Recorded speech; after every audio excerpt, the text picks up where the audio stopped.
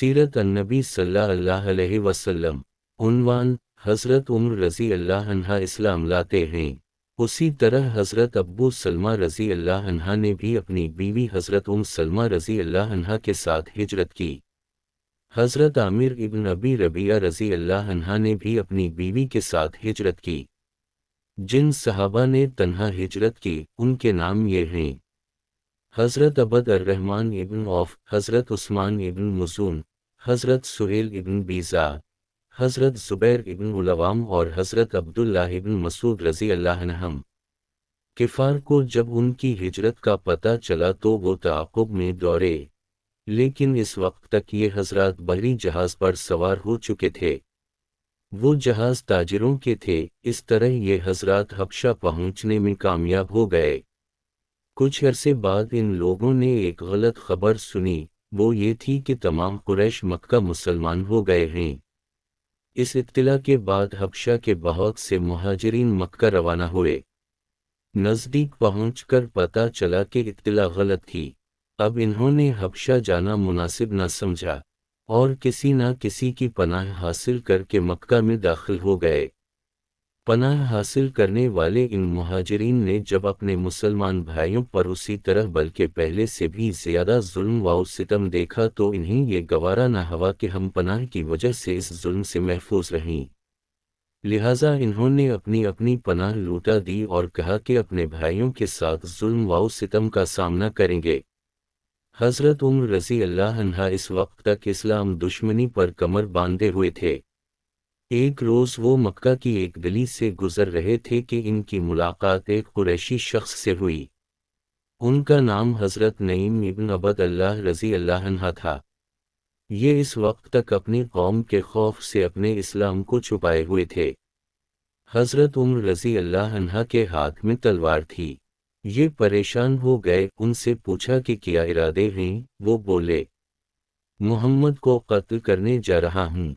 ये सुनकर हज़रत नईम रज़ी अल्लाह अन्हा ने कहा, पहले अपने घर की खबर लो, तुम्हारी बहन और बहनोई मुसलमान हो चुके हैं। ये सुनकर हज़रत उम्र रज़ी अल्लाह अन्हा जलाल में आ गए। बहन के घर का रुख किया।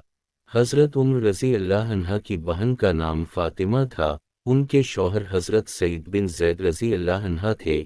ये अशरा मुबश्शिरा में शामिल हैं। हज़रत उम्र रज़ी अल्लाह अन्हा के चचाज़ाद भाई भी थे। इधर खुद हज़रत सईद की बहन हज़रत आतिका रज़ी अल्लाह अन्हा हज़रत उम्र रज़ी अल्लाह अन्हा की बीवी थीं।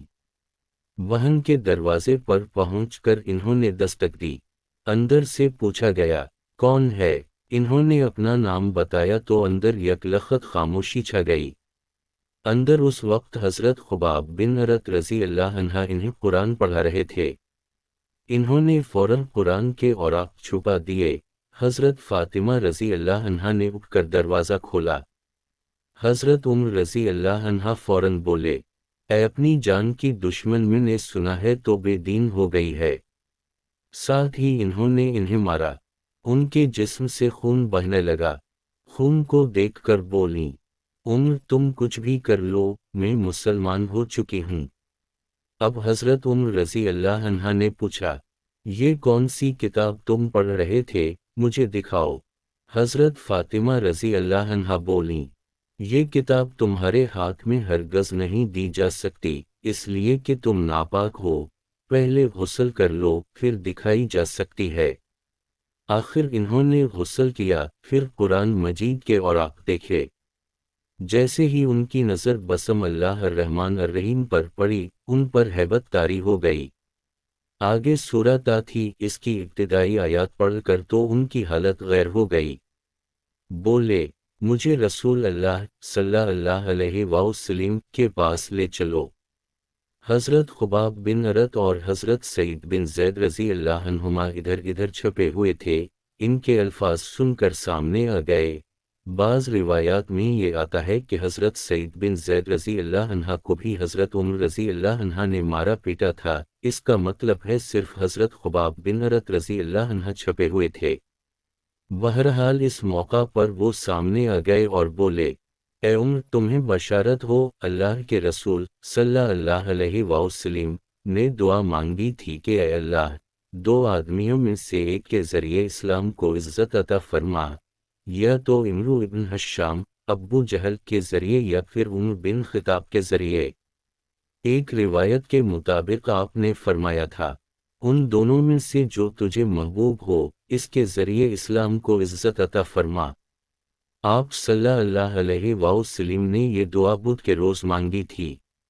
جمعرات کے روز یہ واقعہ پیش آیا۔ حضرت خباب بن عرت اور حضرت سعید بن زید رضی اللہ عنہما انہیں دار رقم لے گئے۔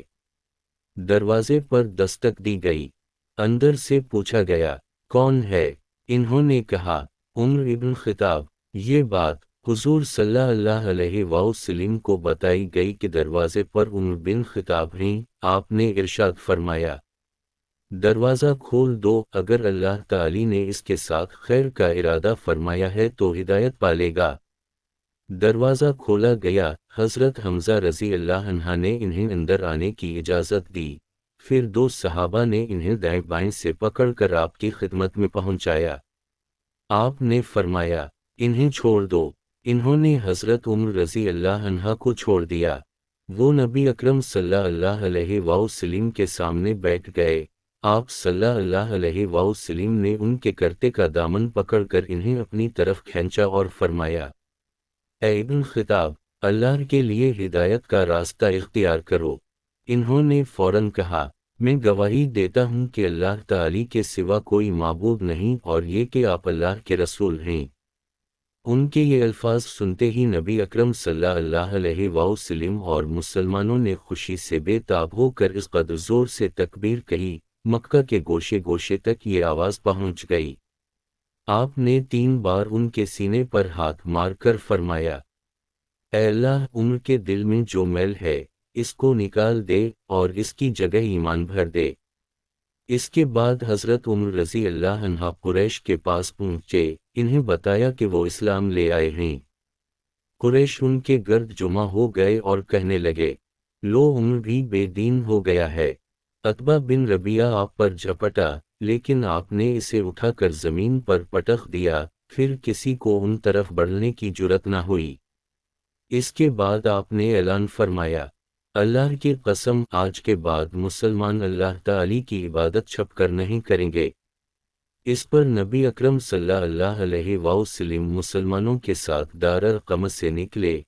حضرت عمر رضی اللہ عنہ تلوار ہاتھ میں لیے آگے آگے چل رہے تھے۔ وہ کہتے جا رہے تھے لا الہ الا اللہ محمد رسول اللہ، یہاں تک کہ سب حرم میں داخل ہو گئے۔ حضرت عمر رضی اللہ عنہ نے قریش سے فرمایا تم میں سے جس نے بھی اپنی جگہ سے حرکت کی، میری تلوار اس کا فیصلہ کرے گی۔